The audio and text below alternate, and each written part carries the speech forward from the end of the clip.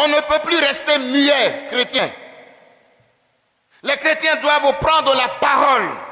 Ils doivent avoir la parole dans la société, dans les débats, tout en respectant la différence et tout en respectant l'autre. Le chrétien doit prendre la parole. Un chrétien qui ne prend pas la parole au nom de sa foi, au nom de son amour pour Jésus, est un chrétien mou et est en danger de mort spirituelle.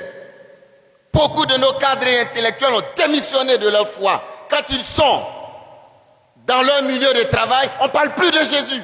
Nous sommes dans une société où la parole de Dieu a tout son sens, où la parole de Dieu peut apporter l'apaisement et la sérénité, et même la réponse à toutes nos souffrances, à tous les maux. Nous sommes tous des muets. Le matin, quand on est bien habillé, quand on va au travail, quand c'est dans les grandes décisions, on ne voit plus les chrétiens. Mais à l'église, on est tous des chrétiens, on prie. Le temps du silence est passé. Annoncez au monde, à qui vous rencontrez, que Jésus est l'unique et sauveur, sur qui on peut compter. Regardons les mages. Les mages n'ont pas hésité à prendre la parole et dire, où est le roi des Juifs? Nous sommes venus l'adorer.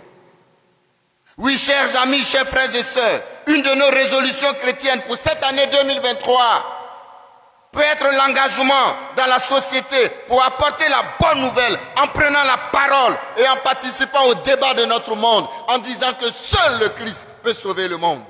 Nous sommes tous des chrétiens ingrats et peureux. Mais à l'église, c'est là qu'on se bombe toutes nos poitrines. Mais quand on sort, on se tait sur tout, sous prétexte que quoi? Que ne sais-je? Je m'adresse à vous, les cadres. Je m'adresse à vous, les politiciens chrétiens.